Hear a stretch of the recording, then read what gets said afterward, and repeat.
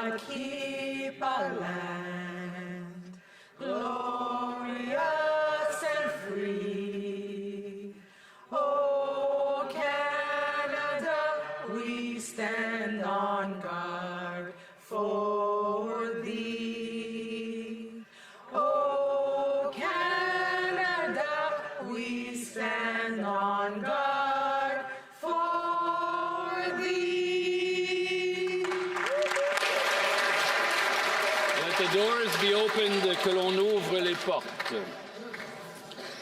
Statements by members, déclaration de députés. The honourable member for Nunavut. Oh, sit down.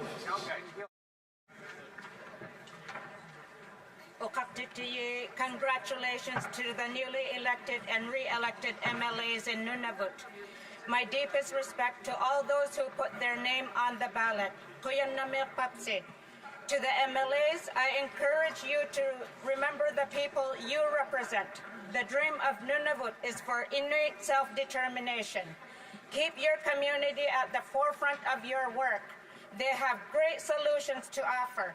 Be their voice in changing policies and laws. There is much work ahead of you. Food security, housing, health care, the local economy, and supporting hunters and trappers organizations all need your attention. You will be pulled in many directions, so serve with purpose.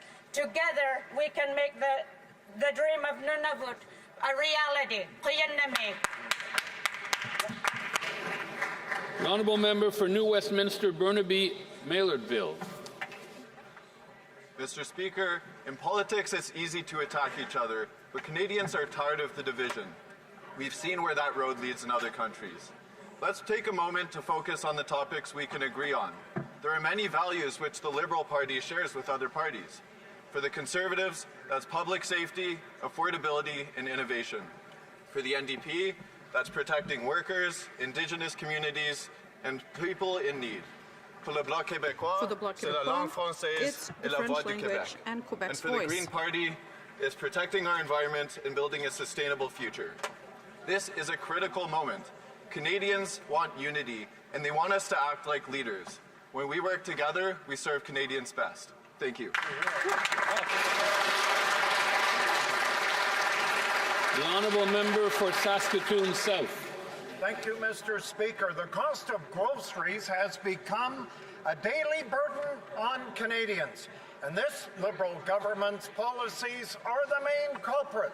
Years of heavy Liberal spending have fueled inflation, making it more expensive for families just trying to get by. Farmers and shippers face higher costs, which then gets passed to the consumer. The result, food insecurity is rising. Grocery bills are soaring, and too many households in this country are simply one price shock away from overdraft. Over 2 million Canadians a month are visiting a food bank. Canadians want to be able to support their families and not have to rely on charity. It's time for the Liberals to hear the alarm bells and stop telling Canadians they've never had it so good. Canadians have sacrificed enough. Honourable député de Sudbury. Mr. Speaker, in my riding of Sudbury, mining is in our DNA, and teaching students to explore the many careers in mining has never been more important. This month, over 350 students from across Sudbury participated in the Mine Opportunity Challenge, a day filled with learning about our mining industry. From geology and engineering to governance and social responsibility, students from grade 9 to 12 worked together to build mines, find answers to industry questions, and complete hands-on activities, all while learning about what mining and mining innovation has to offer. Mr. Speaker, I want to acknowledge and congratulate Modern Mining and Technology Sudbury and also the Goodman School of Mines for their incredible work in making this event happen every year. It teaches the next generation about what is possible, and these young minds will ensure Canada's mining industry will continue to thrive. Thank you. The honourable member for Yellowhead. Mr. Speaker, I rise today to recognize the vital role of the visitor economy in my riding of Yellowhead and across all of rural Alberta. Tourism is more than just sightseeing.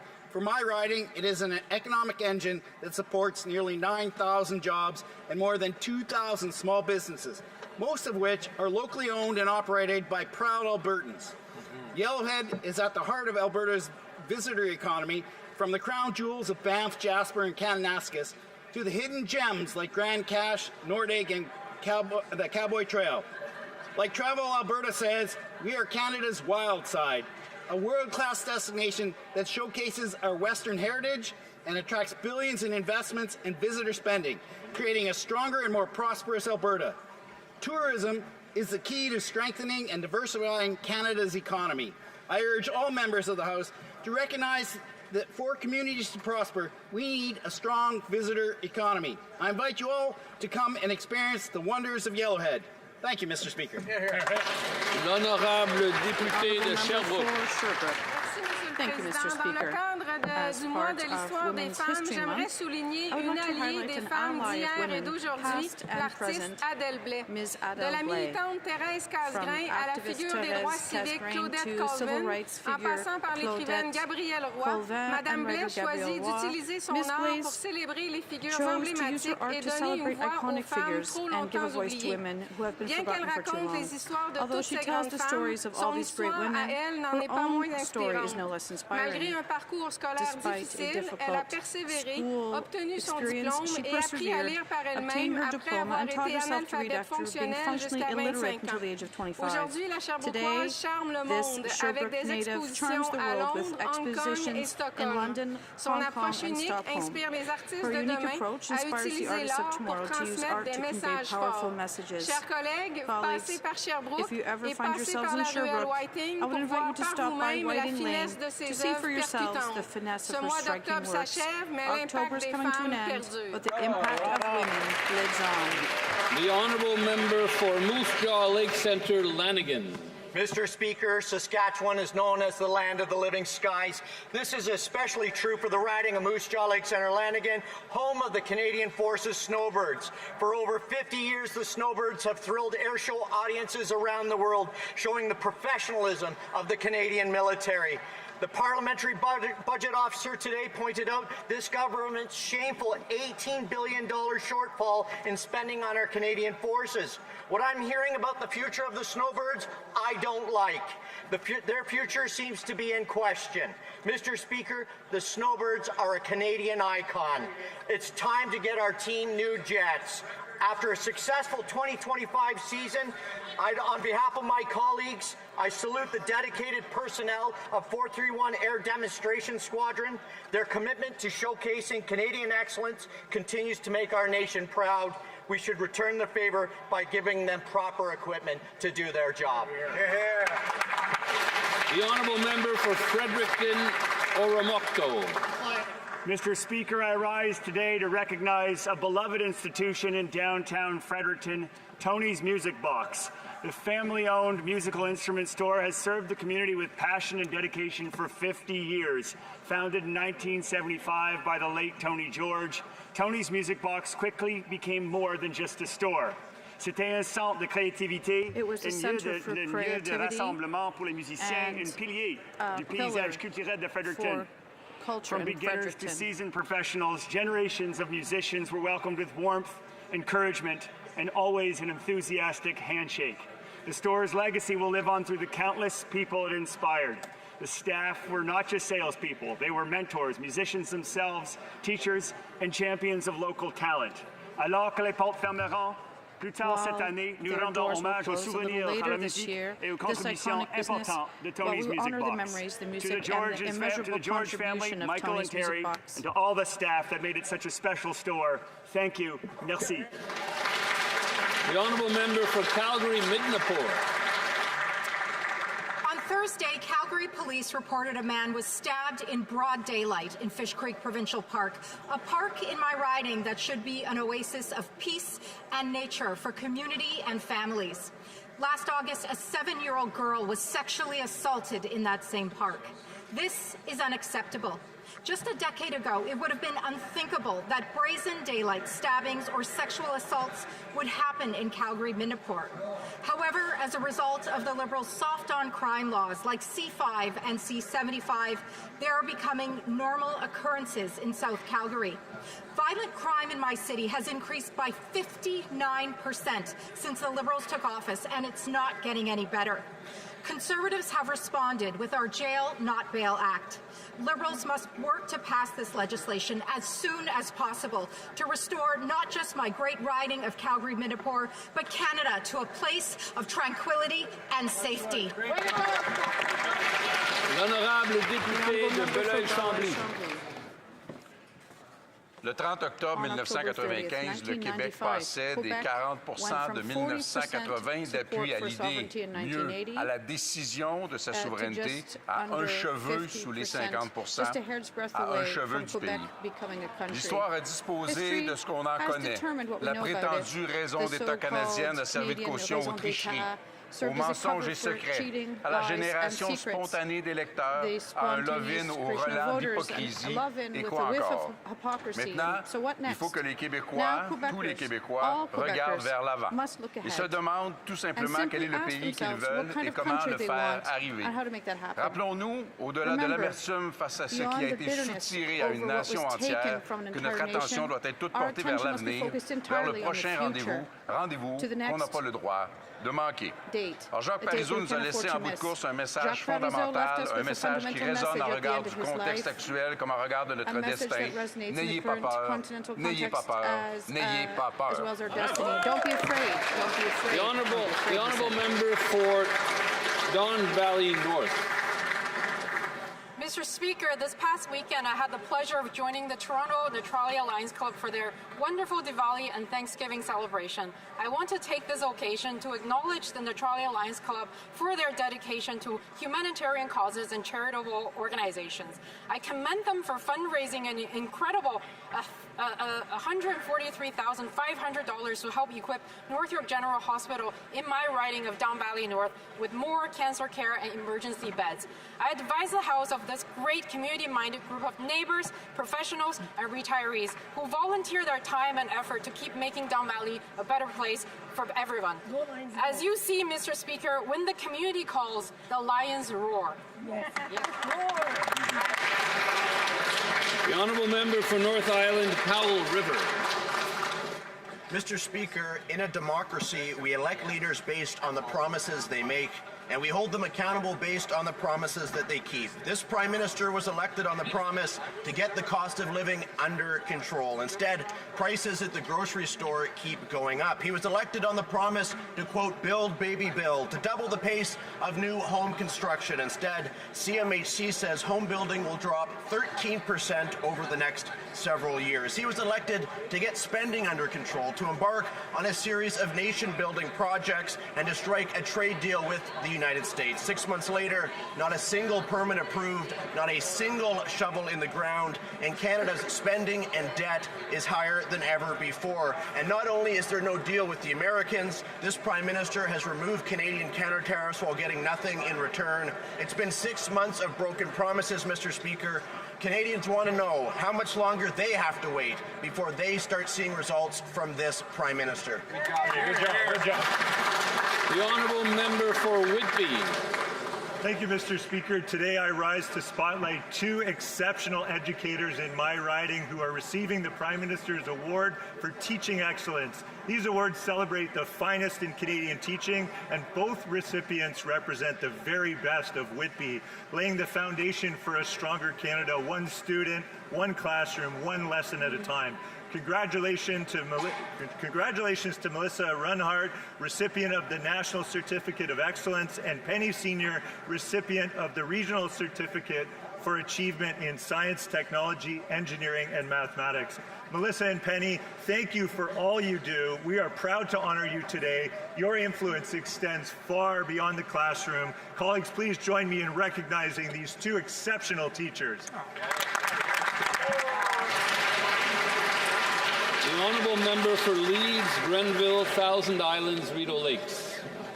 Revelations at the Ethics Committee have exposed the Prime Minister's company, Brookfield, as one of Canada's largest tax dodgers. Leading tax transparency experts show that Brookfield avoided an incredible $6.5 billion in Canadian taxes through the use of offshore tax havens over just 5 years. Now, while chair of Brookfield, the Prime Minister set up 3 multi-billion-dollar investment funds in Bermuda and the Cayman Islands, shielding profits from Canadian taxes. And these are funds that could line the Prime Minister's pockets through future bonus payments. Canadians deserve to know that the Prime Minister is making decisions in the public interest, not his own financial interest. That's why it was shocking that Liberals voted to try to shut down this investigation to improve transparency for Canadians. While Liberals vote to protect powerful politicians, Conservatives will stand up for hardworking Canadian taxpayers. We will not back down. We will defend hardworking Canadian taxpayers, and we're going to hold this Liberal Prime Minister accountable. Here. L'honorable député de Vaudreuil. The incredible work of the Pure Art Foundation and the group of 39 Canadian volunteers who recently returned from their annual humanitarian trip to Pucallpa, Peru. Led by Robert and Bridget McKinnon of Hudson, this team built a new home for a family of 10 in the Menante district. Through the Foundation's CAST program, they worked alongside local tradespeople to lay bricks, install windows, and build a home that will keep a family safe and dry during the rainy season. They even furnished it with new mattresses, pillows, and sheets, a true gift of both comfort and dignity. Since building its first home in 2007, the Pure Art Foundation has supported the creation of more than 40 homes, a medical clinic, a daycare, a community center, and a sustainable sewing initiative that empowers women to support their families. To every volunteer who participated in this year's trip to Peru, thank you for showing what true compassion looks like. You remind us that when we come together as a community, there is no limit to what we can achieve. Thank you, Mr. Speaker. The Honourable Member for Newmarket, Aurora. 2.2 million visits to Canada's food banks in a single month, and 1 in 3 of those walking through the doors are children. That's over 700,000 little ones in a single month. Too many Canadian families cannot afford to feed themselves, and what do the Liberals say? Why should parents feed their children when the government can do it for them? As if dependence on the government were compassion. Conservatives believe in a Canada where every parent can afford a safe home and good food for their family. But this Prime Minister stubbornly doubles down on the same inflationary policies that drove food prices through the roof. Every dollar this Liberal government overspends comes from Canadians, and it drives the price of everything, including food, up.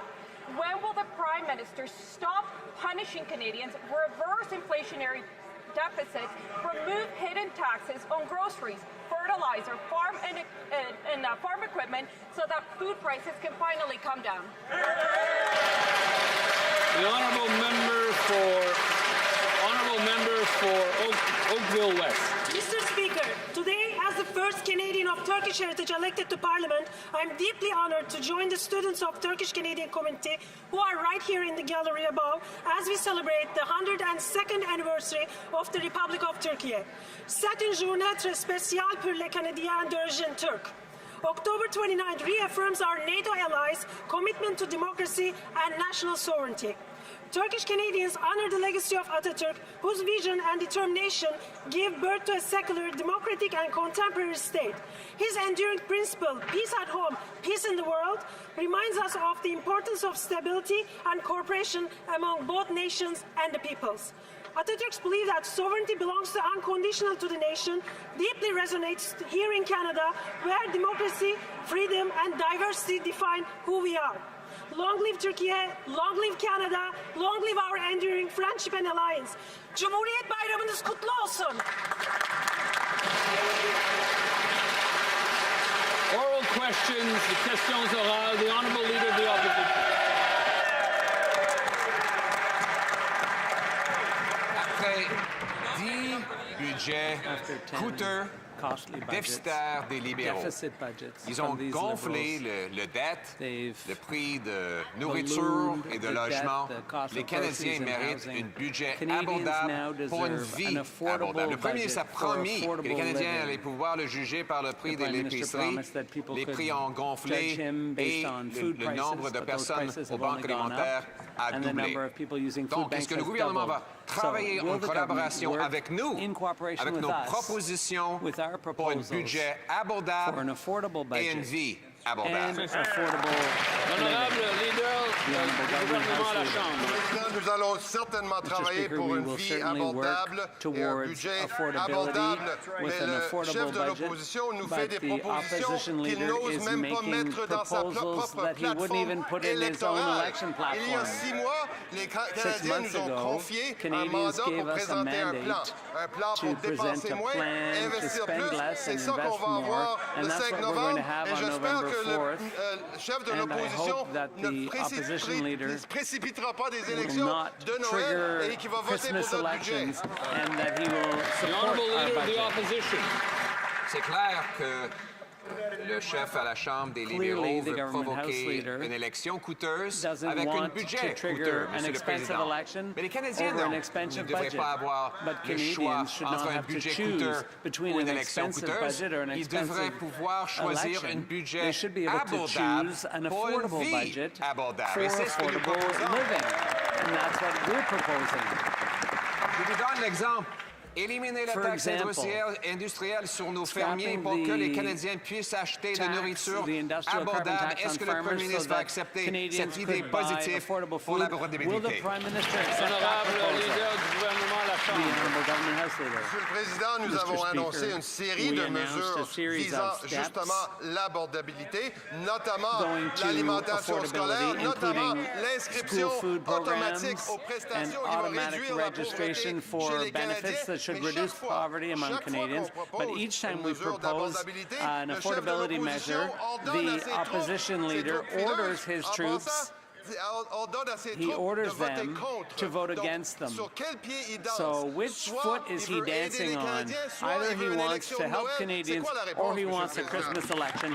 Which is it? Mr. Speaker, Canadians cannot afford a 10th costly budget that drives up the price of groceries and housing. What they need, in fact, is an affordable budget for an affordable life. This Prime Minister, though, has driven up the cost of the bureaucracy, the consultants, and therefore inflation, so Canadians are paying more for everything. We have put forward common sense proposals to make life more affordable, like eliminating all the hidden taxes on food. Will the Prime Minister put partisanship aside and work with us on an affordable budget for an affordable life? The Honourable Government House Leader.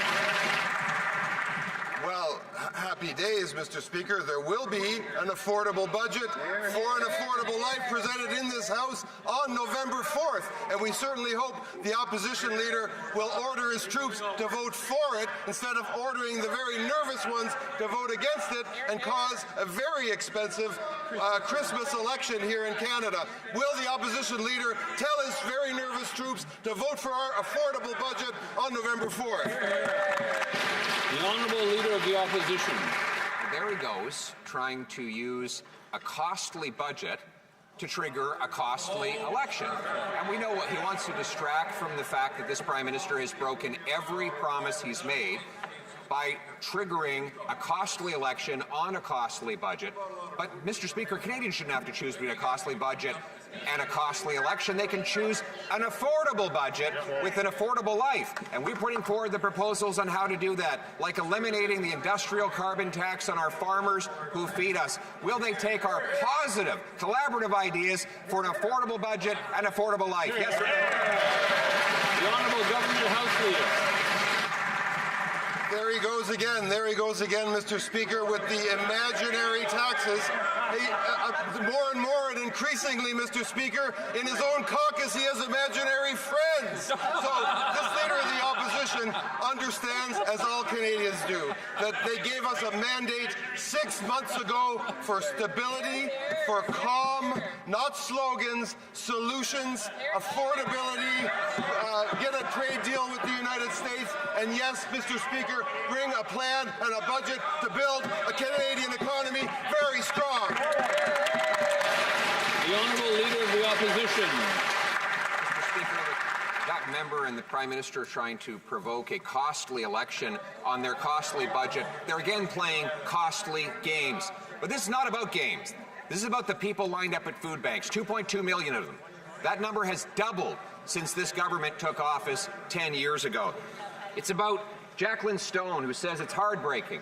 It's hard. It's just tough making ends meet. She says that she feels embarrassed and disheartened to have to turn back items when she's at the checkout and her bank account goes empty. Will the government reverse course and bring in an affordable budget so that people like Jacqueline can have an affordable life? The Honourable Minister of Jobs and Families. Well, let's hear from another person in Canada who's doing really important work as well, and that's Kirsten Beardsley, the CEO of Canada Food Banks. And she said with proper long-term investment and improved access, these kinds of initiatives are showing early promise for greater adoption and expansion. She also said that we should make the school food program permanent, that we should help the lowest income workers, Mr. Speaker, that we should increase access to affordable housing, Mr. Speaker. That's all in our budget, Mr. Speaker. We know, we've been talking about what's coming. We hope these guys will get on board and stop standing in the way of Canadians. The Honourable Leader of the Opposition. Mr. Speaker, these Liberal programs do not feed children. They feed bureaucracy, consultants, lobbyists, and insiders. We know that because since they brought in all of these promises, we've seen food bank use more than double. By the government's own admission, 25% of kids go to school hungry after 10 years of these Liberal policies. Why? Because the more this government spends, the more things cost. Every dollar they spend comes out of the pockets of hardworking Canadians. Haven't they learned their lesson after 10 years that we need an affordable budget so Canadians can have affordable lives? The Honourable Minister of Jobs and Families. Mr. Speaker, it's clear that the Leader of the Opposition is driving for a Christmas election. He'd rather do that, Mr. Speaker, than stand up for the moms and dads across this country who are looking for affordable childcare, who want us to make the school food program permanent, Mr. Speaker, who want to invest in women's safety, Mr. Speaker, in shelters and homes and wraparound housing, Mr. Speaker. That's what Canadians want. They want things that are going to help their families and their communities, and these guys are threatening to take it all away. L'honorable député de Saint-Jean. Mr. Speaker, the government is in a minority position. If they want their budget to pass, they have to negotiate with someone. But this morning, the government House Leader confirmed that he is talking to the opposition, but he isn't negotiating. He himself says so. He doesn't call it negotiations. He says that the opposition's demands in terms of principles are out of the question. In short, he's willing to talk, but not negotiate. He'll talk, he'll chat, he'll discuss, but that's it. So does he want this budget to pass, or is he trying to trigger a Christmas election? The Honourable Government House Leader. Monsieur le Président, j'aime Mr. toujours Speaker, discuter avec I always mes enjoy homologues discussing et with my collègues counterparts de tous les bords, de tous les members côtés de la on Chambre. all sides of the Évidemment, House. elle devrait parler à son Obviously, collègue she should de speak to her Gaspésie, les colleague îles de la from Gaspésie, les Madeleine, ou îles de son la collègue Madeleine, de or Saguenay-Lac-Saint-Jean, from avec qui j'ai eu de Saguenay-Lac-Saint-Jean. très I've intéressantes had very interesting discussions par discussions rapport à des projets très about some importants very dans leur important projects circonscription. in their Peut-être ridings. elle en a aussi, et Maybe she has ça me fera some, plaisir and de I'd be dialoguer, pleased to discuter, dialogue, négocier, discuss, peu importe, negotiate, whatever avec you la want to leader call it, aussi. with her and their leader as well. L'honorable député The de honourable member Saint-Jean. for Saint-Jean. Ce que j'entends, c'est cause toujours. Les libéraux, ils veulent pas négocier The pour qu'on Liberals appuie leur simply budget. Ils don't l'avouent want to ouvertement. Ils negotiate veulent pas for us investir to ensemble. support Ils their veulent pas budget. corriger l'injustice They don't dans want to les invest pensions in de vieillesse healthcare. pour They les don't want to aînés. correct Ils the veulent pas injustice in transférer old age 100 pensions. d'argent, They don't logement want et to transfer infrastructure. money Ils to veulent pas housing and rembourser infrastructure les without strings 814 millions attached. volés aux They don't want to Québécois give pour acheter les Quebec votes back the canadiens. Ils veulent pas aider les $814 jeunes million à accéder à la they stole propriété. to buy Canadian Ils veulent votes. They juste don't want to help pas. young Mais people ce qu'ils get veulent, property. on dirait, They par just exemple, don't want c'est to. It déclencher les seems élections what à they Noël. do Mais want pourquoi ils font is pas to juste call l'assumer? an election at Christmas. Why don't they just come clean. L'honorable leader du gouvernement The government House leader. Monsieur le Président, la seule question, c'est The only qui question du is Bloc who québécois ou from du the Parti Bloc conservateur or the souhaite Conservative le Party plus provoquer wants une to élection call de Noël. to trigger Le Bloc a nous a Christmas présenté, election. oui, une Most. série de demandes non The négociables. Bloc has Parlant de given ne us pas a series négocier, of Monsieur le Président, le non-negotiable Bloc demands. lui-même nous The parle Bloc de demandes itself non is talking about négociables qui totalisent, écoutez-là, non-negotiable 36 demands. How do you milliards de negotiate dollars something that's aux Canadiens. non-negotiable? Le chef de l'opposition, They talk lui, about il veut qu'on money réduise that les Quebec déficits. is owed. Donc vous trouverez The le Conservative Parti leader libéral du wants, Canada exactement dans le wants milieu, the deficit brought down. The et Bloc c'est là wants more spending. We're trying to strike a Honorable balance. député de Joliette-Nanawan. Celui qui dit, celui qui dit. Les libéraux sont responsables du sommet actuel de la crise du logement. Le directeur parlementaire du budget calculait que les loyers ont augmenté de 26 juste à cause des politiques d'immigration démesurées du fédéral. Tout le monde, y compris les immigrants eux-mêmes, payent leur loyer 26 plus cher à cause des libéraux. Pour corriger ce fiasco, il faut conduire et rendre permanente l'initiative pour la construction rapide de logements, puis transférer au Québec sa base sans condition. Ça, c'est le minimum. Pourquoi est-ce que les libéraux refusent de l'inclure dans le budget au point d'en faire des menaces d'élection?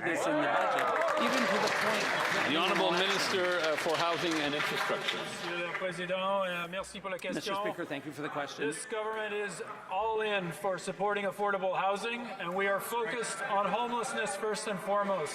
Mr. Speaker, we are dedicating $1 billion, the first billion in the budget, to solving homelessness, working with cities and towns across the country to get supportive modular housing built, transitional housing to help people out of shelters, off of the street, and into a safe place to call home.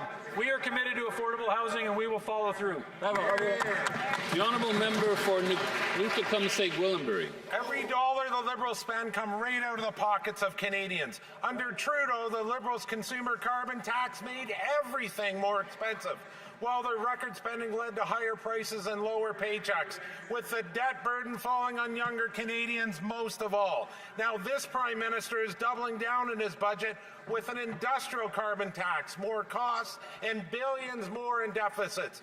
Justin Trudeau already mortgaged Canadians' future. So why is this banker Prime Minister foreclosing on it? The Honourable Secretary of State for Financial Institutions. Mr. Speaker, while the party opposite is focused on their leader and what he said last week, we are laser focused on Canadians. On November 4th, we are going to table a generational budget, Mr. Speaker. We are going to invest in Canadians, we are going to invest in Canada, and we are going to build. We are going to invest in infrastructure, defense, housing. Mr. Speaker, we believe in Canada. I ask the party opposite to support our budget on November 4th. Thank you, Mr. Speaker.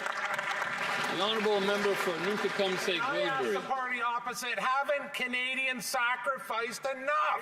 For 10 years, they've paid the price for a Liberal carbon tax. This government falsely claimed would put more money back in their pockets than it took out. Now, this Prime Minister is pulling the same stunt with his industrial carbon tax. He claims there's no impact, even as it increases costs on farm equipment, fertilizer, and ultimately groceries.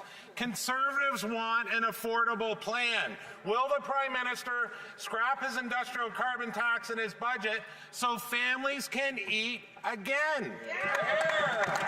The Honourable Secretary of State. Mr. Speaker, while the party opposite is focused on imaginary taxes, we are focused on real tax cuts, cutting taxes for 22 million Canadians, cutting the GST for first-time homebuyers. Interest rates are going in. We're moving forward with initiatives like the school food program, personal support workers credit. Mr. Speaker, we're focused on affordability for Canadians. I wish the party opposite would stop the rhetoric, get on board, support our budget November 4th. Thank you.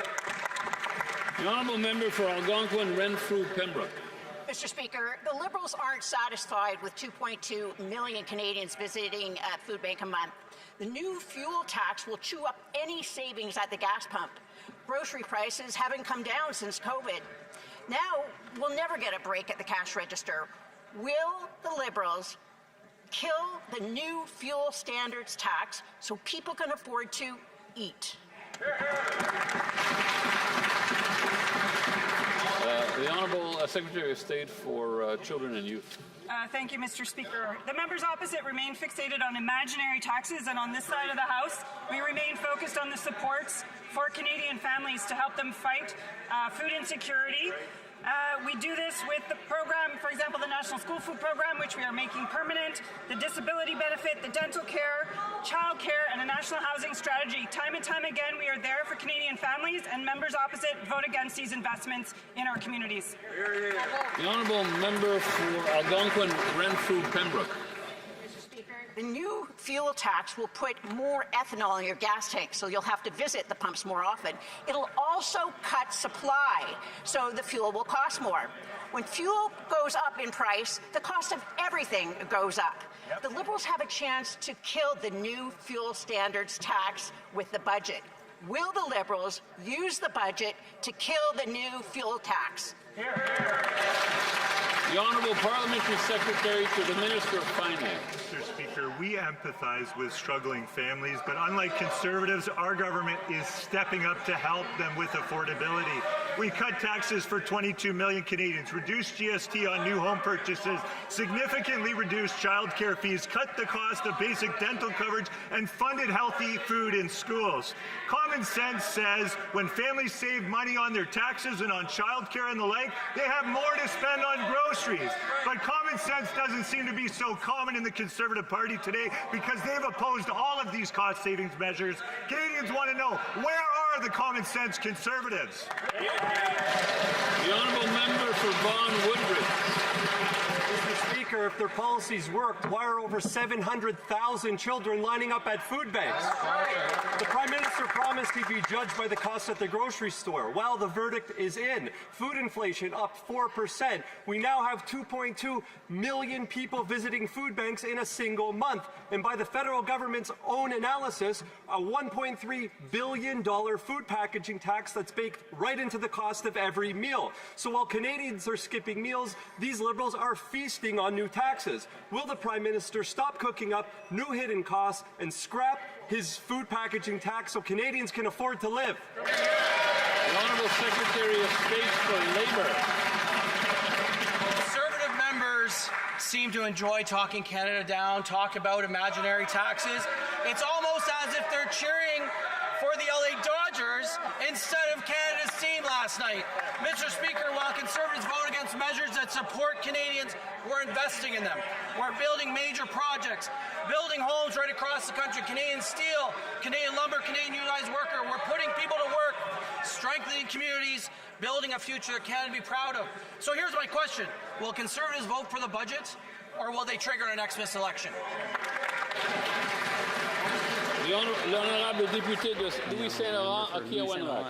Monsieur le Président, le Premier ministre a été élu en affirmant qu'il allait être jugé sur le prix des aliments. Eh bien, voilà, après 6 mois, le résultat, c'est que les prix à l'épicerie ne cessent d'augmenter, en fait 2 fois plus vite que l'inflation. C'est ça, l'héritage après 10 ans de gouvernance libérale. Monsieur le Président, est-ce que le Premier ministre peut, dans son budget, abolir les taxes qui ont un impact sur la nourriture et permettre ainsi aux Canadiens d'avoir une vie abordable? Honorable ministre de la Transformation. Monsieur le Président, les Québécois et les Canadiens ont jugé le parti d'opposition, ont jugé le chef de l'opposition et son manque de sérieux lors de la dernière élection, qui n'était pas capable de présenter un plan crédible, alors que de ce côté-ci de la Chambre, non seulement on a un plan pour croître l'économie, unir l'économie canadienne, mais on a un plan pour l'abordabilité, monsieur, qui inclut une baisse d'impôts pour 22 millions de Canadiens, rendre permanent le programme national pour les jeunes de nutrition, que le Club des petits déjeuners du Québec applaudit. Je l'invite, monsieur le Président, s'il y a des doutes quant à l'efficacité de ces programmes, qu'un de ses collègues qualifiés de poubelles et d'ordures qui viennent dans mon comté, je vais l'amener à la Société Saint-Vincent-de-Paul, je vais l'amener voir Centraide, je vais l'amener voir le Club des petits déjeuners. Merci, monsieur le Président. Honorable député de Louis Saint-Laurent à Kiawanra. Monsieur le Président, cette gouvernance libérale est tellement efficace qu'il y a 2 200 000 Canadiens qui aujourd'hui doivent se rendre dans les banques alimentaires à tous les mois pour manger. 2 200 000 personnes, Monsieur le Président. C'est ça le bilan libéral d'un pays de 7 après 10 ans. Honte à ces gens-là qui ont géré tout croche le gouvernement. Et c'est pour ça que les gens se rendent compte que plus le gouvernement libéral dépense, plus ça coûte cher pour les Canadiens. À nouveau, est-ce que le premier ministre peut, dans son budget, abolir les taxes qui ont un impact direct sur la nourriture et permettre ainsi aux Canadiens d'avoir une vie abordable? L'honorable ministre. Monsieur le Président, il veut parler d'un impact direct sur les Canadiens, sur la vie des Canadiens. On peut parler du programme national de nutrition, c'est 800 $ par famille. On peut parler de la baisse d'impôts qu'on a mis de l'avant pour 22 millions de Canadiens, c'est aussi 800 $ par famille. On peut parler de l'allocation canadienne pour enfants, Monsieur le Président, qui a fait baisser la pauvreté infantile au pays de 38 Monsieur le Président. Ce sont tous là des programmes qu'ils auraient sacrifiés. Tandis que j'ai encore un peu de temps. Parlons du programme national de soins dentaires. C'est à peu près 20 000 personnes dans son comté de Louis-Saint-Laurent qui ont accès à des soins dentaires. C'est ça qui serait prêt à sacrifier de ce bord de la Chambre, Monsieur le Président. L'honorable député de Jonquière. Monsieur le Président, l'industrie forestière, ses travailleurs et les municipalités étaient sur la colline ce matin. Chantier Chibougamau, Domtar, Arbec, l'Association québécoise des entrepreneurs forestiers, mais aussi Unifor, le préfet de la MRC Antoine Lebel et la mairesse de Ferme-Neuve. Ils sont tous ici pour exiger qu'Ottawa avance 50 des montants à payer en droits compensateurs en entendant d'être remboursés à la fin du conflit. Ils s'attendent à ce que le gouvernement fédéral soutienne enfin l'industrie. Quand ce gouvernement va-t-il réagir? L'honorable ministre de l'Industrie. D'ailleurs, je leur souhaite bienvenue sur la colline. Ça va me faire plaisir de les rencontrer. Plusieurs d'entre eux, je les connais bien. Nous travaillons avec Unifor dans d'autres dossiers. Et bien entendu, nous savons que la situation qui prévaut présentement dans le secteur du bois d'œuvre est liée aux tarifs complètement injustifiés et justifiables de la Maison-Blanche. Alors, nous allons être là pour le secteur du bois d'œuvre. Nous allons travailler avec eux. Nous avons mis déjà des garanties de prêts auprès de leur banque, soutenues par la BDC de 700 millions de dollars. Et ça me fait plaisir de travailler avec le collègue pour trouver des solutions pour les entreprises de son côté. L'honorable député de Jonquière. Monsieur le Président, si la menace de Donald Trump d'ajouter 10 de tarifs se concrétise, la forêt québécoise deviendra la plus durement frappée parmi toutes les industries du Canada. Et pourtant, Ottawa ne fait rien. L'aide financière promise en août n'est toujours pas débloquée. Nos travailleurs ne sont toujours pas protégés avec une subvention salariale et nos entreprises déboursent toujours des milliards en droits compensateurs illégaux sans soutien du gouvernement fédéral. Monsieur le Président, le bois au Québec, c'est 130 000 emplois pour 900 municipalités. Quand les libéraux vont-ils comprendre l'urgence d'agir? L'honorable ministre. Monsieur le Président, il y a une chose qui est claire. Ce gouvernement va se battre pour les jobs dans le secteur du bois d'œuvre. Un point, c'est tout. Et c'est pourquoi nous travaillons tous les jours avec le secteur. J'ai eu plusieurs rencontres la semaine dernière. J'ai parlé avec Christine Fréchette hier, encore la ministre de l'Économie du Québec. J'ai parlé également avec le premier ministre Eby, le ministre des Ressources naturelles et moi, et le ministre en charge de la relation avec les États-Unis. Travaillons sans cesse sur cette question-là. Et d'ailleurs, il est faux de prétendre que les fonds ne sont pas disponibles. Ils le sont. Ils sont débloqués. Il y a déjà des entreprises qui ont été sauvées. Ça me fait plaisir de travailler avec mon collègue sur cette question. The honourable member for Cambridge. Mr. Speaker, the Liberal government brags every day about all the money they spend, but it's not their money. It's the paychecks of hard-working Canadians. It's money that families could be spending to put food on the table. But instead, this Prime Minister uses it to feed his endless bureaucracy. They snuck in a hidden industrial carbon tax on fertilizer and farm equipment that hits families at the checkout line. Canada should be the breadbasket for the world, but under this Liberal government, Canada can't even feed itself. Will the Prime Minister put partisanship aside and scrap the industrial carbon tax in his budget so Canadian farmers can feed this country? Hear, hear, hear. The Honourable Secretary of State for Seniors. Mr. Speaker, Halloween has come early for the Conservatives this year. with their imaginary taxes, their ghoulish views on Canadians, calling Canadian school food programs disgusting, calling the RCMP despicable, and demanding a $56 billion cut that would get OAS and GIS that seniors rely on gutted. Mr. Speaker, today seniors will see in their bank accounts an increase on their OAS and their GIS deposited right into their accounts. This is Canada's largest anti-poverty initiative, and Canadians know that they can trust us to ensure that we have their backs. Well done. I see that the Honourable Secretary of State is wearing a button. Unless it says "Have a nice day," it would not be permitted. So, anyway, I just want to let the member know. Thank you. The Honourable Member for Cambridge. Mr. Speaker, Liberals keep saying everything's great, but the only thing growing faster than their debt is the food bank line, while they play hide and seek on taxes.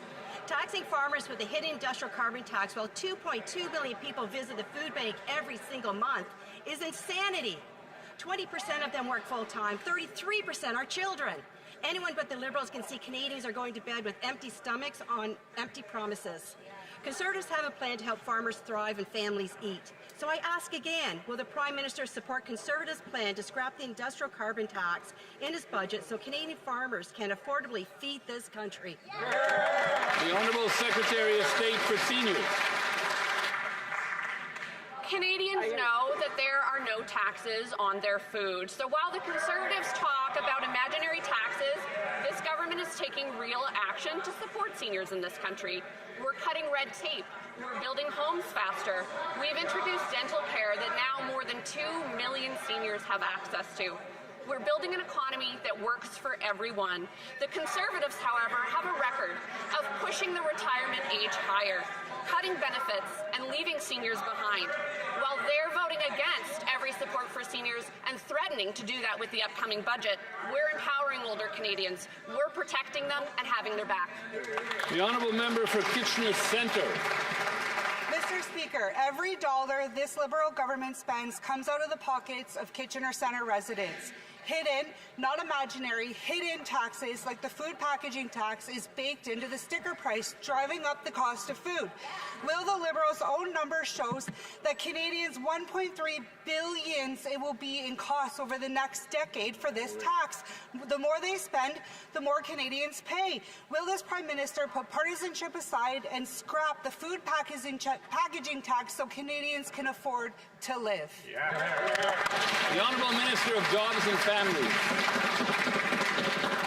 Speaker, all across Ontario, families are benefiting from, let me get this, Mr. Speaker, $16 a day for childcare, down from $70 a day. Exactly. Mr. Speaker, this is phenomenal, and it's adding thousands of dollars in the pockets of Canadian families every single month, Mr. Speaker. That's the power of investing in families. That's the power of investing in children, and that's why Canadians trust us to have their backs and know that these guys would cut everything they rely on in a heartbeat. L'honorable député de Bellechasse, Lévis-Chemin-Lévis. Monsieur le Président, le Premier ministre veut être jugé selon les prix payés à l'épicerie. Ironiquement, les taxes cachées libérales sur la nourriture font grimper les coûts à l'épicerie.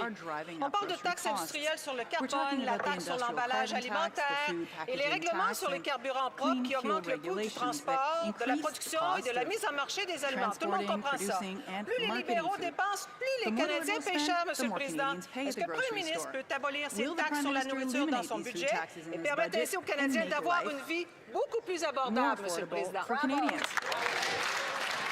L'honorable secrétaire d'État pour l'enfance et la jeunesse. Children and youth. Thank you, Mr. Speaker. Across the way, they're still talking about these imaginary taxes. I spoke to the Breakfast Club of Canada today, and that's an organization that supports many children to have access to the nutrition program in school. They say that making the National Food Program permanent is an important step for health, learning, and the well-being of children, as well as for social and economic economic resilience in Canada. I hope my colleagues across the way will support this budget and support this program. Le député de Bellechasse et Victor-Lévis. Les chiffres sont têtus. Je ne sais pas si elle le sait, mais l'inflation alimentaire explose, c'est en hausse de 4 Les banques alimentaires Canada rapportent cette semaine un record de 2,2 millions de visites en un seul mois, M. le Président. 20 des usagers des banques alimentaires travaillent à temps plein. 33 sont des enfants. Les conservateurs ont un plan pour donner une vie beaucoup plus abordable aux Canadiens. Je répète, est-ce que le Premier ministre peut abolir ces taxes sur la nourriture dans son budget et permettre aux Canadiens d'avoir une vie beaucoup plus abordable? L'honorable ministre de la Transformation du gouvernement. Monsieur le Président, c'est toujours fascinant d'entendre les conservateurs nous parler de taxes complètement imaginaires. Il n'y a pas de taxes sur l'épicerie, je le répète, pour le bénéfice des conservateurs de l'autre côté. Par exemple, si on veut parler de choses concrètes, non pas de taxes imaginaires, parlons du régime canadien de soins dentaires qui aide à peu près 20 000 personnes dans son comté. Parlons de l'allocation canadienne pour enfants qui a permis de réduire la pauvreté infantile de 38 % au pays, qui aide des milliers de familles dans son comté. Parlons du programme national d'alimentation qu'on vient de pérenniser, qui va aider, Monsieur le Président, à peu près 100 000 jeunes au Québec que le club des petits-déjeuners ne cesse de louanger parce que ça a un impact direct dans la vie des familles. C'est de ça dont il est question. Et ils n'ont aucun plan. Leur seul plan, c'est de sacrifier. The honourable member for Richmond East, Steveston. Mr. Speaker, Canada's forestry industry, anchored in my home province of British Columbia, is not just a regional asset, it's a national economic engine. I recently met with BC Council of Forest Industries and forest sector leaders to discuss how we can support this valuable sector that provides over 200,000 jobs and contributes over $25 billion to our GDP. The United States tariffs on softwood lumber are hurting both Canadian producers and American consumers and related industries. While the Conservatives want us to sign any sort of deal, our government's working towards getting the best deal for Canadians and for the impacted sectors. In the meantime, can the Minister of Industry... L'honorable ministre de l'Industrie. Thank my colleague for his important question. Indeed, he is fighting for the Canadian softwood workers, as we are as a government, because we will stand strong against these unjustified tariffs. We'll make sure that we get a good deal, but meanwhile, we're there to support, for them to have access to funding to support their workers, to adapt and pivot, and eventually to make sure that the world knows that the Canadian lumber in Canada actually is the best in the world. So we'll continue to build Canada strong, Mr. Speaker. The honourable member for Thornhill. The Liberal government has blown billions more on consultants, on foreign aid vanity projects, and $1 billion legal gun grab that they themselves admitted won't work. The result has been higher taxes, higher prices, a higher cost of living, and an entire generation of young people who do not believe that they will ever do better than their parents. Canadians are cutting back, they're skipping meals, they're lining up at food banks in record numbers, while this Prime Minister maxes out the nation's credit card like it's someone else's problem. Will they finally stop the waste? Stop the taxes, stop the inflationary spending, and put forward an affordable budget for an affordable life here in Canada. The Honourable Secretary of State for Financial Institutions. Mr. Speaker, I've got great news for Conservatives.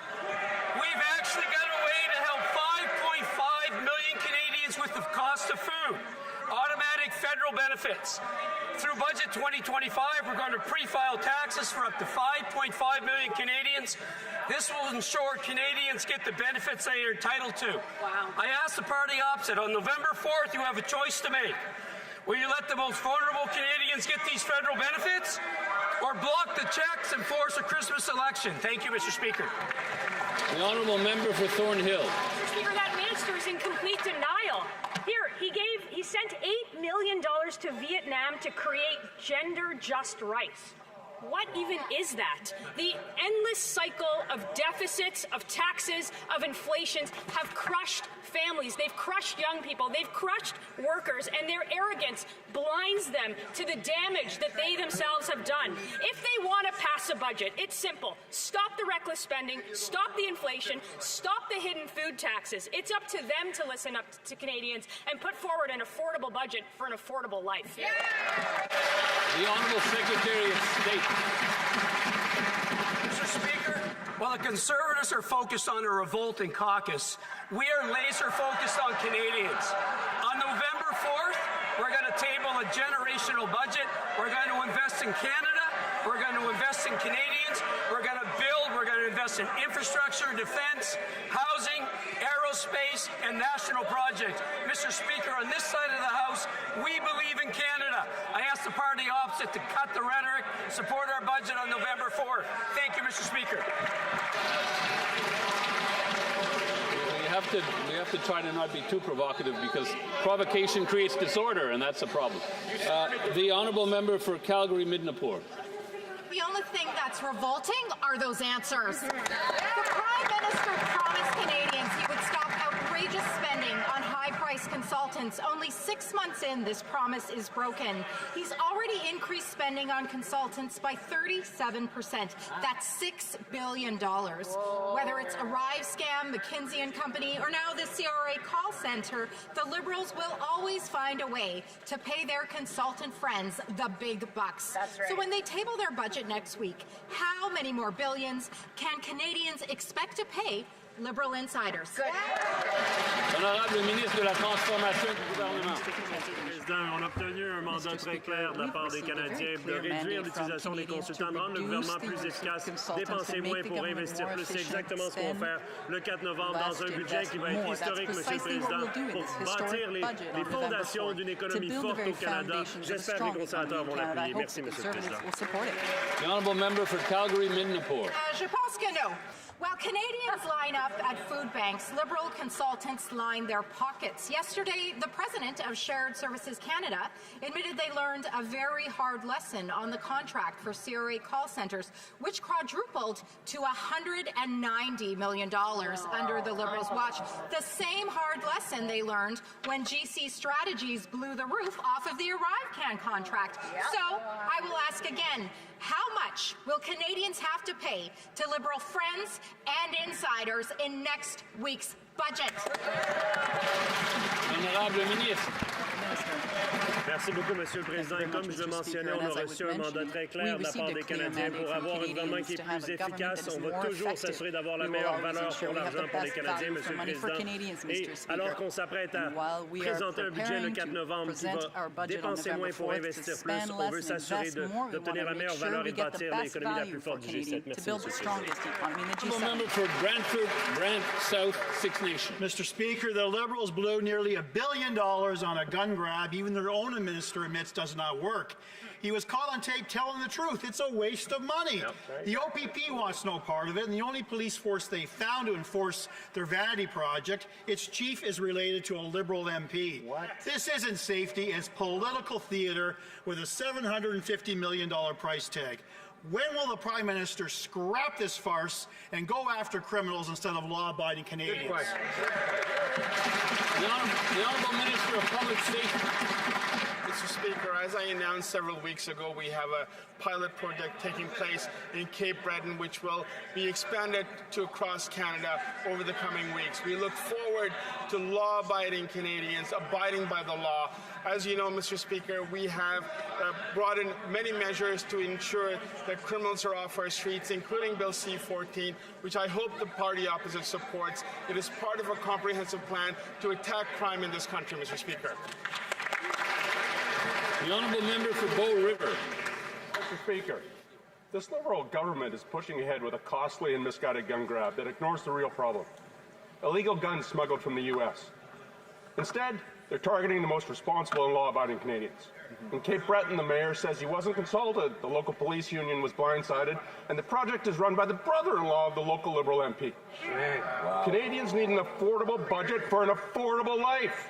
$750 million is being wasted on this program. Mr. Speaker, when the budget pressures are so high, why are Liberals wasting $750 million on political optics and nepotism instead of cracking down on real criminals and keeping Canadians safe?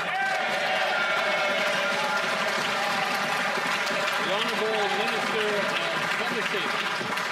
Mr. Speaker, our government is doing everything we can to ensure that guns are off our streets. This includes Bill C-12, Mr. Speaker. This includes $1.3 billion investment at our border, 1,000 new RCMP, 1,000 new CBSA officers. We have Bill C-14, which will address the issues around bail. We'll also have a compensation program which will ensure that law-abiding Canadians can get compensation for prohibited weapons, Mr. Speaker, which we hope will be expanded across Canada. This is our approach to a range of issues involving crime, Mr. Speaker. I invite the party opposition to support these initiatives. The honourable member for York Centre. This year, the Liberal government will spend $1 billion on interest every week. And while the Prime Minister is planning a record-breaking deficit, his accounting gimmick may put Canada's credit at risk. But last week, the Prime Minister told students they'll have to sacrifice even more.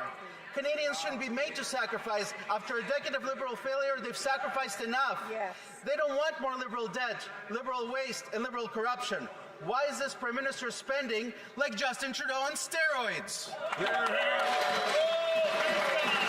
The Honourable Parliamentary Secretary, the Minister of Finance. Inflation in Canada has been within the Bank of Canada's target range for over 21 months in a row.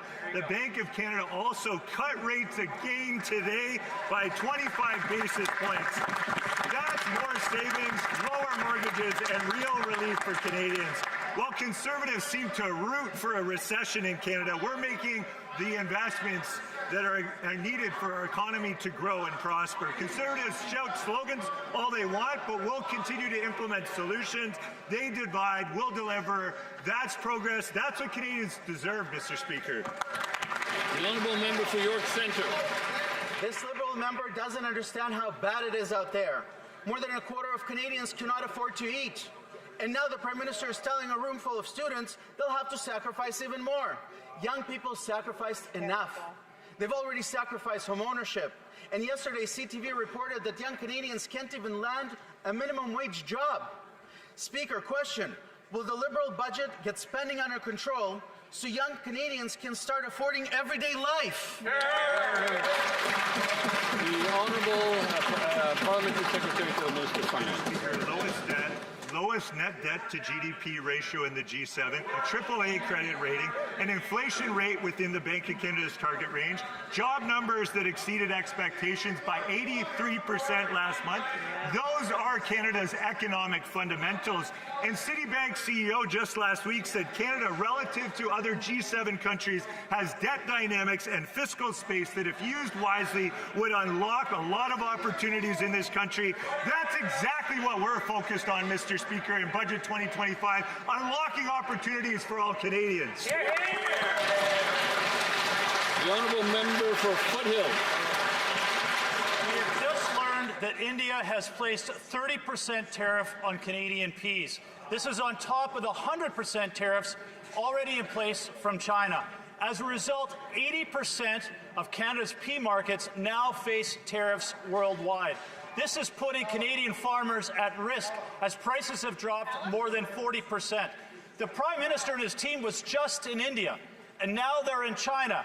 Every time they go somewhere, it gets worse. That's right. What is this government going to do to ensure that our farmers get the tariff relief they need to ensure that they can stay in business?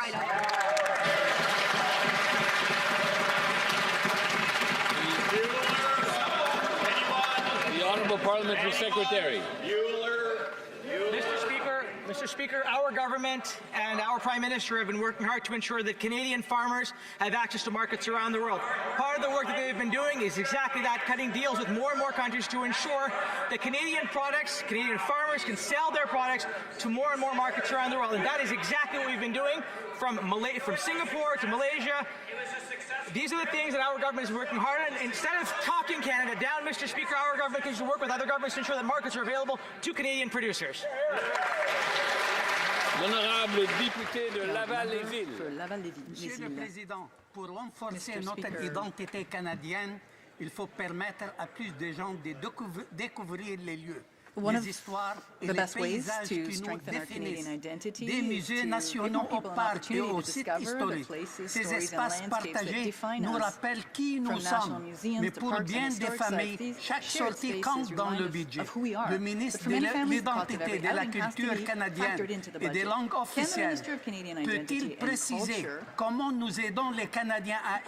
and Minister responsible for official languages clarify how our government is helping Canadians explore and celebrate their accessibles à tous. Merci. L'honorable ministre.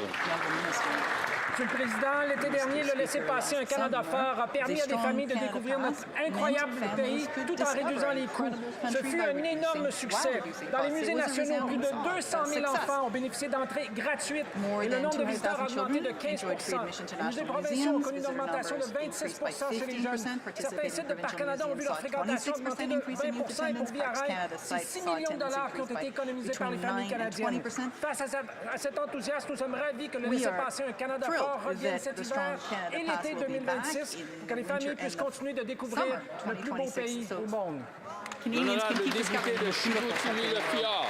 Monsieur le Président, le premier ministre avait promis de négocier une entente sur le bois d'œuvre avec les Américains. Aujourd'hui, le secteur forestier est menacé avec des tarifs qui peuvent atteindre 55 Savez-vous ce que ça veut dire, des tarifs de 55 au Saguenay-Lac-Saint-Jean dans ma circonscription? C'est 8 000 jobs qui sont en danger où les familles ne pourront pas payer les factures à la fin du mois. Nos travailleurs méritent mieux. Depuis que le premier ministre est en poste, les tarifs ont triplé. Pourquoi les libéraux sacrifient toujours les travailleurs forestiers et leurs familles au lieu de les aider? L'honorable ministre de l'Industrie. Mr. Speaker, je comprends la colère I de mon understand collègue the et je la anger partage parce que displayed by my 55 colleague, de tarifs and I contre share it because notre secteur du bois d'œuvre, 55% c'est tariffs complètement on our softwood lumber industry is absolutely unacceptable, and this is why this government, on this side, we are here to defend our workers. We're there with the industry. We understand they're going through a crisis right now. We're going to hold their hands. We're going to make sure they can get through this tough patch, and we'll be there with support. We are able to have good conversations, my colleague and myself. We work well together. I'll be happy to help you. Yeah, the member for Bruce. forestier est attaqué par des tarifs Mr. Speaker, the forestry sector is under attack from American tariffs now standing at 45%. In Chaudière-Appalaches, the forestry sector represents $780 million in employment income. This big banker was supposed to fix everything, right? The result is that it costs Europeans less to ship their wood from Germany across the Atlantic by boat than to ship lumber from Saint-Théophile right at the American border, Mr. Speaker. Wow, what a great negotiator. Bravo. My question, will the Prime Minister defend forestry workers? Yes or no? L'honorable ministre de l'Industrie. Minister of Industry.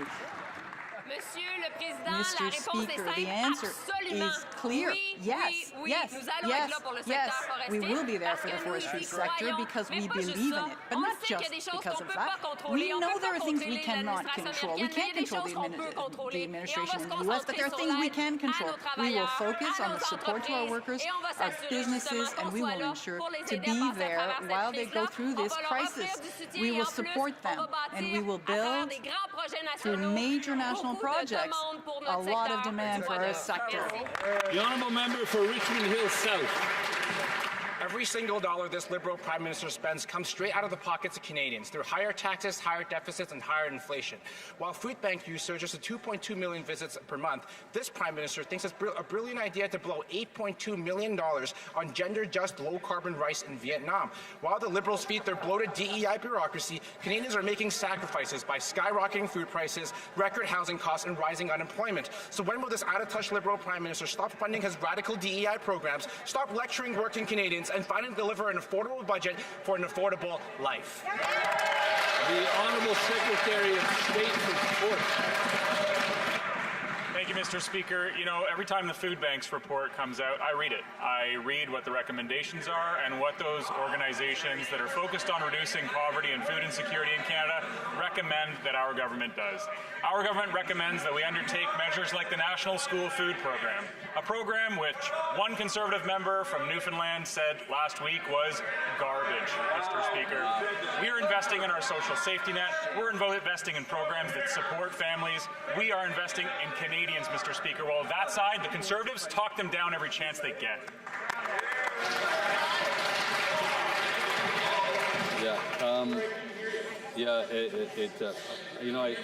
I don't want to ask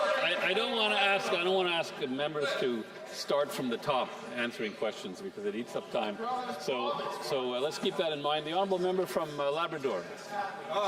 Mr. Speaker, the Arctic has been home to Indigenous peoples for countless generations. Inuit Nunangat stands at the heart of Canada's identity, its security and its future. Last week, the Minister of Northern and Arctic Affairs was in Iceland at the Arctic Circle Assembly, advancing partnerships and Canada's Arctic leadership. Can the Minister tell this House how the new government is acting decisively? They're arguing over there, Mr. Speaker, because they think they're still in caucus. The new government is acting decisively while collaborating with Indigenous leadership to build Canada's North, upholding our sovereignty and securities as threats increase. The Honourable Minister for Northern and Arctic Affairs. Mr. Speaker, the world views Canada as an Arctic nation and is watching how we lead. As climate and geopolitical risks emerge, our government is taking action. We are building partnerships with Nordic countries like the Ice Pact, where Polar Max icebreakers will be built right here in Canada and Finland. We have new Arctic radar stations to boost our defense and enhance early warning systems. We just appointed an Arctic ambassador and will have consulates in Alaska and Greenland. These are some examples of our Arctic leadership where we will build, protect, and empower Canada's North. The Honourable Member for St. Albert, Sturgeon River. Mr. Speaker, the Prime Minister stands to make tens of millions of dollars in future bonus pay from three registered investment funds in Bermuda and the Cayman Islands. Canadians deserve to know the extent to which the Prime Minister is abusing offshore tax havens. So a simple question, how many other investments does the Prime Minister have in offshore tax havens? Just an answer. Good job. The Honourable Government House Leader. Mr. Speaker, as you know, Canada has one of the strongest, most stringent ethics regimes in the world. It applies to every single person in this House after a very successful career. I think, again, I don't like to do this because it eats up time, but I can't hear it, so I need to have the Minister repeat the answer from the top. Mr. Speaker, as you know, and as all members know, we live under one of the strongest, most stringent ethics regimes in the world. That applies to every single member in this House, including the Prime Minister. He has complied stringently, in fact, very proactively with all of these requirements, and the Ethics Commissioner and he, as obviously, have reached in terms of what his filings are, in terms of the screens and the ethics screens that he's put in place. This Prime Minister has gone above and beyond in complying with all the laws. The Honourable Member for Vancouver Kingsway. Mr. Speaker, Canadians are suffering one of the worst affordability crises in generations. 60% are having trouble meeting their monthly expenses. Shame. Half are using credit cards or borrowing money for daily needs, paying interest rates of 19% or more. Food bank usage has doubled since 2019. People shouldn't have to struggle like this in a country as wealthy as Canada. What steps is this government taking to make sure Canadians don't have to go into debt just to feed their families? The Honourable Minister of Jobs and Families. Well, Mr. Speaker, I'm really grateful for that question because the government's taking a number of steps and has been taking steps for a number of years to make sure that Canadians can actually feed their families. For example, the Canada Child Benefit that's lifted 400,000 children out of poverty, Mr. Speaker.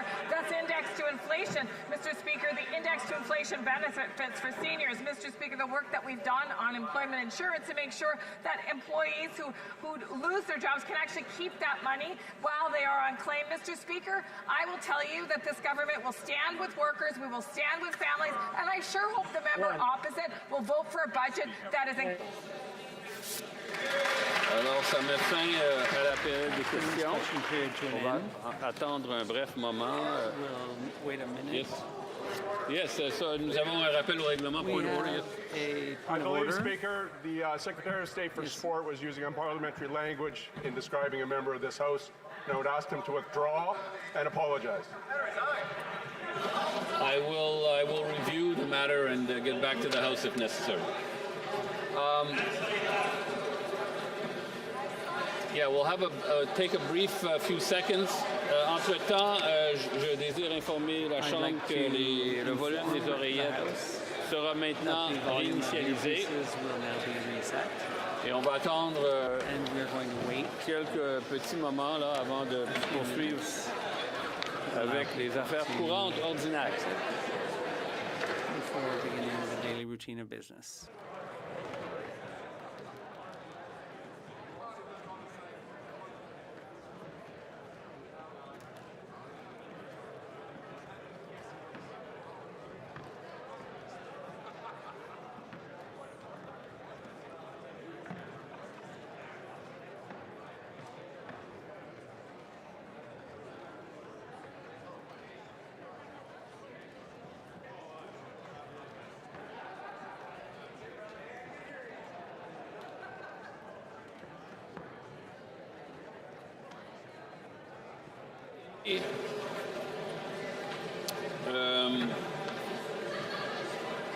I'm going to be calling on the Parliamentary Secretary to the Government House Leader in a moment. We'll give it another few seconds for things to quiet down. Tabling of documents. The Parliamentary Secretary to the Leader of the Government in the House of Commons. Yes, Mr. Speaker, thank you. Pursuant to Standing Order 36.8A, I have the honor to table in both official languages the government's responses to 5 petitions. These returns will be tabled in an electronic format. Here. Dépôt de projet de loi émanant du gouvernement. Introduction of government bills. Déclaration de ministre. Statements by ministers. Rapport de délégation interparlementaire. Présentation de rapport de comité, l'honorable député de Vaudreuil. Monsieur le Président, j'ai l'honneur de présenter dans les 2 langues officielles le 6e rapport du Comité permanent des transports, de l'infrastructure et de l'électricité, intitulé État de la concurrence entre les lignes aériennes au Canada, conformément à l'article 109 du règlement. Le Comité demande au gouvernement de déposer une réponse globale au présent rapport. Merci beaucoup, Monsieur le Président. Thank you, Mr. Speaker. Okay. Presenting reports from committees, the Honourable Member for Burlington. Mr. Speaker, I have the honour to present in both official languages the first report of the Standing Committee on Finance in relation to Bill C-4, an act respecting certain affordability measures for Canadians and another measure. The committee has studied the bill and has decided to report the bill back to the House with amendments. Thank you, Mr. Speaker. Introduction of private members' bills. Ms. Idloud, seconded by Ms. Gazan, moves for leave to introduce a bill entitled An Act to Develop a National Framework for a Guaranteed Livable Basic Income. This motion is deemed adopted. The Honourable Member for Nunavut. I am pleased to introduce a bill to address severe poverty and food security in Canada. I thank my seconder, the member for Winnipeg Centre, for her fierce advocacy in originating this work. Nunavut are experiencing the worst food security crisis in Canada. In Iqaluit, food insecurity is at 79% for young children. This means 4 of every 5 Inuit children is going hungry every day. Visits to the Kayuktukvik Food Center are at an all-time high. When the Liberals abruptly canceled the ICFI's Hamlet Food Voucher Program, visits went from 100 per day to an astonishing 500 per day. My bill, if passed, would require the federal government to develop a plan towards a guaranteed livable basic income. If passed, it would give back human dignity for those suffering in poverty. Canada is a wealthy country. Let us create policies for that wealth to be shared among the poorest in our communities. Ms. Idloud, seconded by Ms. Gazan, moves that the bill be now read a first time and be printed. The motion is deemed adopted. First reading of this bill, première lecture de ce projet de loi. Read a second time at the next sitting of the House. First reading of Senate public bills. Mr. Doherty, seconded by Ms. Kirkland, moves that Bill S-233, an act to amend the Criminal Code, assault against persons who provide health services, and first responders be now read a first time. The Honourable Member for Caribou Prince George. Thank you, Mr. Speaker. I'm honored to rise today to introduce Bill S-233, an act to amend the Criminal Code, assault against persons who provide health services and first responders.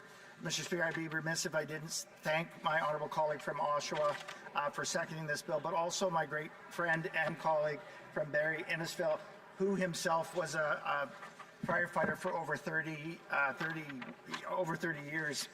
Mr. Speaker, our brave men and women who put on their uniform every day to serve our community, they run towards danger, they run into burning buildings, they run towards bullets, they hold our hand as we take our last breath.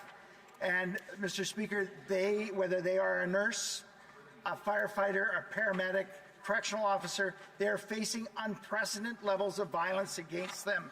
How far we have fallen where it's okay to attack a nurse as she draws or takes your temperature. How far we have fallen where it's okay to attack a paramedic as he administers first aid to you. Mr. Speaker, S-233 is the exact language of my bill, C-321, which passed unanimously in this House and unanimously in the Senate, but fell off the order paper due to the dissolution of Parliament. Mr. Speaker, I'm honored to stand here today. I'm hoping that all parties, all of our colleagues can come together and see unanimous consent at some point to get Bill S-233 passed at all stages, because it could be law today, and the safety and security of our firefighters, paramedics, first responders, and healthcare workers depend on it. Thank you. Hear, hear. This motion is deemed adopted. During this bill, première lecture de ce projet de loi. Will the bill be read a second time at the next sitting of the House? Motions. Présentation de Presenting petitions. The Honourable Member for Riding Mountain. For Canadians. I rise to present a petition regarding Parks Canada's decision to ban motorized watercraft on Clear Lake in Riding Mountain National Park. The petition is signed by over 1,000 Canadians from coast to coast to coast. Canadians are calling on the Minister of Canadian Identity and Culture to reverse Parks Canada's decision to ban boats on Clear Lake and reinstate the previously announced one boat, one lake policy. The petitioners note that Parks Canada had promised that motorized boat access would be restored under a one boat, one lake policy, but this decision was abruptly reversed just hours before the May long weekend without justification. They are frustrated that the decision was never explained to the public despite repeated requests from community members. Shameful. Now that the local superintendent has been replaced, Canadians believe now is the right time to acknowledge the failure, move forward, and reopen Clear Lake so next summer all Canadians can once again enjoy one of Canada's most beautiful lakes. That's right. Get her done. The Honourable Member for Airdrie Cochrane. Thanks, Mr. Speaker. I'm proud to present a petition today which recognizes the fact that when a Canadian serves Canada, their families serve with them. Constant moves around the country disrupt a family's ability to establish deep roots and community connections, and it hurts career growth prospects for spouses. So the undersigned call on the government to recognize the critical role that families play for our service members and our RCMP, and we call on the government to extend mental health benefits to these family members who sacrifice so much to support our men and women in uniform. The Honourable Member for Egmont. Thank you, Mr. Speaker. I rise to present petition number C-6489, democratic process, signed by 11,706 petitioners. The petition calls on the House to adopt and direct appropriate national security and intelligence agencies to conduct a comprehensive review of potential security risks associated with political leadership in Canada, ensuring all candidates for party leadership and high office undergo security vetting. Develop and implement mechanisms to enhance transparency in the vetting process of political candidates, increasing public confidence while maintaining legal and privacy protections. Strengthen national safeguards against foreign interference in Canadian democratic institutions and commit to ensuring that all elected officials meet the highest standards of integrity, accountability, and national loyalty. Mr. Speaker, I'm proud to present this petition on behalf of the undersigned. Member for Scarborough Centre, Don Valley East. Speaker, I rise to present a petition signed by 238 Canadians, including many members of the Bangladeshi community in Toronto and in Montreal. They wish to draw our attention to the fact that some members of the Bangladesh Jamaat-e-Islami, a recognized political party in Bangladesh, have been found inadmissible to Canada under ERPA. The petitioners say that this party and its supporters are law-abiding citizens who participated in the democratic process and are committed to democratic values. They ask the government to review its policy regarding the members of this party and to ensure individual applicants receive fair and just treatment under Canadian law. Thank you. The Honourable Member for Skeena-Bulkley Valley. Mr. Speaker, it's an incredible honour for the first time to present a petition on behalf of the residents of Skeena-Bulkley Valley. And before I get into the petition, I'd like to thank all my Conservative colleagues over the last year or two for actually presenting similar petitions on behalf of Skeena-Bulkley. And I'm here to tell you I'll take it from here. But thank you for representing petitions on behalf of Skeena-Bulkley Valley. This petition is calling on the government to stop the firearms confiscation program that's currently implemented and in a pilot program in Cape Breton. And the essence of this petition is basically to stop targeting of law-abiding citizens with a gun confiscation program and actually go after criminals. So on behalf of Skeena-Bulkley Valley, thank you for this honour. The Honourable Member for Long Range Mountains. Mr. Speaker, it's my honour to rise today on behalf of the residents of Long Range Mountains regarding small craft harbours. These harbours are the heartbeat of coastal communities. Not only do people earn a living from these areas, but they're also a community gathering place, a part of our history and a part of our culture. They're concerned that without investment in these harbours, they will not be fully safe or operational. The petitioners call on the Government of Canada to double the funding for small craft harbours, to improve communication with harbour authorities and local communities, and to ensure long-term investments that support jobs and modern infrastructure in our coastal region. I'm proud to table this petition on their behalf. Thank you, Mr. Speaker. The Honourable Member for Perth Wellington. Thank you, Mr. Speaker. I'm very pleased to present a petition organised by ShelterLink Youth Services in Stratford and signed by my constituents from Perth Wellington. The petitioners would like to draw attention to youth homelessness and are requesting that the government declare November 17th of each year to be National Youth Homelessness Awareness Day. Thank you very much, Mr. Speaker. Honourable Member for Vancouver East. Thank you very much, Mr. Speaker. I rise to table a petition signed by over 10,000 Canadians across the country. The petitioners note that the Prime Minister made the elbows-up promise to defend Canadian sovereignty and democracy and distinguish Canada from the dangerous politics of the United States. Bill C-2 is a gross concession to the U.S., ushering in Trump-style legislation at the expense of our well-being. It is a dramatic bait and switch on Canadian voters, and the owners of Canada do not approve. Bill C-2 threatens to destroy the lives of nearly a quarter of Canadians, almost 10 million friends and family members who would lose their right to due process under legislation allowing immigration status to be revoked and altered without individualized review. Canada's asylum policy is a source of national pride and identity, and Bill C-2 proposes arbitrary limits that abandon the most vulnerable while doing nothing to improve safety and disgracing our identity at home and abroad. They also note that Bill C-2 appears as a Trojan horse for sweeping surveillance policies, expanding police access to personal data without warrants, lowering privacy thresholds to reasonable grounds, quote unquote, weakening protection on international data sharing, and allowing Canada Post to open private mail, and that this legislation is as offensive as it is undemocratic. And they finally know that Bill C-2 tramples on our charter rights and freedoms and puts Canada on a dangerous path on xenophobia and racism. So they're therefore calling on the government to immediately withdraw Bill C-2 in full, uphold the elbows up promise to reject Trump-style policies, ensuring immigration security and privacy legislation reflect our nation's commitment to democracy and human rights, honor the responsibility of elected office, and affirm our charter and not trample it. The honourable member for Saanich Gulf Islands. Thank you, Mr. Speaker. It's an honour to rise today to present e-petition 6563, which more than 1,160 Canadians have signed. It speaks to the issue, Mr. Speaker, of private sponsorship refugee applications, which were paused until December 31st of this year, but many approved privately sponsored refugee applications are experiencing significant delays, some waiting for over a year for interviews at the Canadian Embassy in Ankara, Turkey.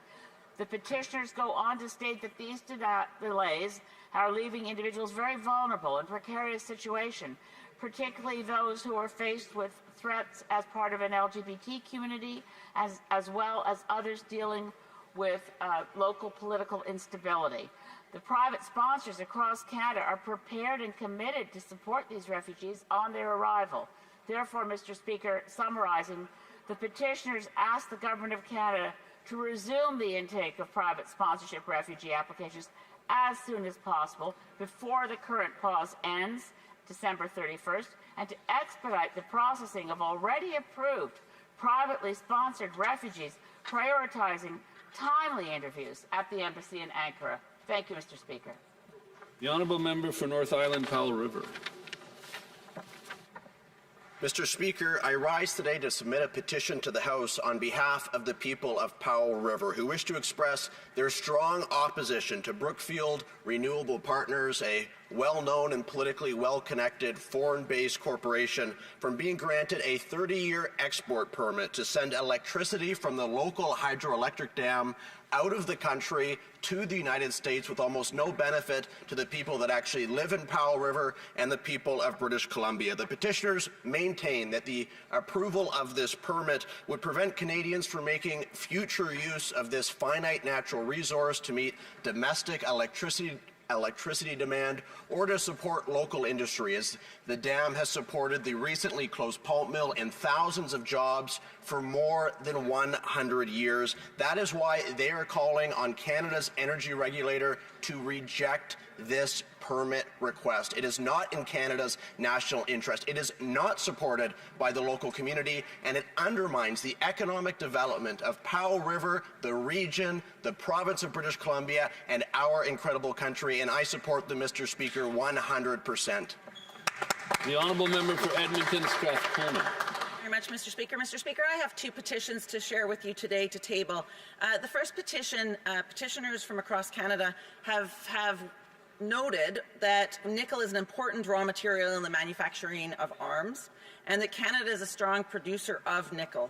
Knowing that Israel is committing a genocide in Palestine, these citizens have asked the Canadian government to ensure that there is a ban on any Canadian nickel being used in the manufacturing of arms used by Israel in the genocide against Palestinians. And that, in fact, there is something to certify all those using that nickel will not use that product for the use of arms to be used for Israel. I have another petition as well, Mr. Speaker. This petition was signed by 850 Canadians, knowing that the population of Gaza is enduring an unprecedented humanitarian catastrophe, including forced starvation, displacement, and systematic attacks on civilians in blatant violation of international law, and knowing that the Gaza Temporary Resident Visa Program, launched by Canada, has been an incredibly dismal and disappointing failure. The citizens of Canada have called on our government to implement a comprehensive and urgent evacuation plan under the name of the Canada-Gaza authorization for emergency travel. They have indicated 6 parts of that they would like to see the Government of Canada implement, including the evacuation of at-risk relatives of Canadian citizens, the establishment of a safe humanitarian corridor, the deployment of Canadian military aircraft or chartered planes to evacuate those most at risk, to waive visa requirements and grant a humanitarian permit, to appoint a special envoy or establish a dedicated task force, and to uphold Canada's international obligations to protect Palestinian families seeking safe refuge. Thank you very much, Mr. Speaker. Member for Courtney Alberni. Mr. Speaker, it's an honour to rise today to table a petition from Canadians deeply concerned about the lack of international recycling and shipbreaking regulations in Canada, despite the fact that our country has the largest coastline in the world. Petitioners highlight the harmful effects of unsafe ship dismantling practices, which release dangerous substances into coastal areas, including copper, zinc, asbestos, PCBs, and waste oils. They draw particular attention to Bain Sound in British Columbia, an ecologically significant area that has been compromised by a ship recycling operation. Residents, including children, are being put at risk simply by living next to these activities. The petitioners therefore call upon the Government of Canada to adopt international standards, specifically the Hong Kong Convention and the EU ship recycling regulations, to ensure that ship recycling in this country is conducted safely, sustainably, and in a way that protects our waters, our communities, and our coastal heritage for generations to come. Thank you. The honourable member for Peace River Westlock. Well, thank you, Mr. Speaker. Mr. Speaker, I rise today to present a petition signed by Canadians from across the country who are concerned about past legislation, new orders and councils, and the targeting of law-abiding firearms owners. The petitioners say that Bill 21 does nothing to tackle firearm violence, but rather adds red tape to law-abiding Canadians. They also say that the Liberals' gun confiscation program is nothing more than a waste of money. So the petitioners are calling for the government to repeal Bill C-21, revoke the orders and councils, and target non-law-abiding Canadians. Go after the criminals, not law-abiding firearm owners. Thank you, Mr. Speaker. Questions on the order paper? Mr. Speaker, I would ask that all questions be allowed to stand this time, please. Here, here. Agreed. Agreed. Oh, we don't do that? No. So, notice of motions for the production of paper. Mr. Speaker, I would ask that all notices for motions for production of papers also be allowed to stand at this time, please. Agreed. Agreed. Orders of the day. Orders of the day. Ordre du jour, government orders, government bills, comments. Consideration at second reading of Bill C-14, Bail and Sentencing Reform Act. Fraser, seconded by Mr. Sarai, moves that Bill C-14, an act to amend the Criminal Code, the Youth Criminal Justice Act, and the National Defence Act, Bail and Sentencing, be now read a second time and referred to the Standing Committee on Justice and Human Rights. Debate. The honourable member for Brantford, Brant South, Six Nations. No, it's the minister. No. Oh, I'm so sorry. Yes, it was clear. No, it's all right. Sorry. The honourable Minister of Justice. Merci, Monsieur le Président. Thank you, Mr. Speaker. Today we have the opportunity to commence debate on an important bill that's going to help reinforce and strengthen Canada's criminal laws and to promote public safety in communities in every part of the country. Aujourd'hui, chers collègues, nous avons des opportunités pour commencer les débats sur le projet de loi très important. Le projet de loi C-14 pour avancer des réformes pour renforcer les codes criminels et en même temps promouvoir la sécurité dans notre communauté, promote safety in our communities all across the country. Stronger laws and safer communities. It's about keeping people safe in the places that they love and the places that they live. Importantly, although this particular piece of legislation is focused on bail and sentencing, it is part of a broader strategy to promote public safety across the country. This strategy rests on three key pillars. First, stronger laws to help protect people. Second, investments in the front line to ensure law enforcement has the ability to do its job and our border officials have the ability to keep the country safe. Third and finally, it's based on upstream investments to ensure that we don't just seek to punish crime after it takes place, but do what we can to prevent crime, both in the short and long term. Before we get too deep into this conversation, I think it's important that we acknowledge where we are at as a country. We understand that crime is a very real problem in different parts of the country. We know that we have to do more to protect Canadians against criminal activity that exists in different parts of regions. Madam Speaker, it is difficult. I have members of the opposition who are seeking to heckle and interrupt. I would very much prefer to have your assistance in keeping this debate civil on matters of such importance. We understand that Canadians, Madam President, have the desire to see the criminal laws keep up with the experience in their communities. We don't think it's acceptable that violent repeat offenders would be routinely released after having their bail hearings. Shall I continue? Thank you, Madam Speaker. Madam Speaker, I'm sorry to continually be interrupted like this. I would appreciate you enforcing that it is extremely disruptive to be heckling a person right in front of them. Thank the honourable member for exiting the chamber. The honourable minister. Thank you, Madam Speaker. And I think it's important that we actually make space for all parties to be heard, to have a conversation. It's essential that we take action to ensure that people who are violent, people who commit serious crimes that are dangerous and pose a risk to the public safety, do not continue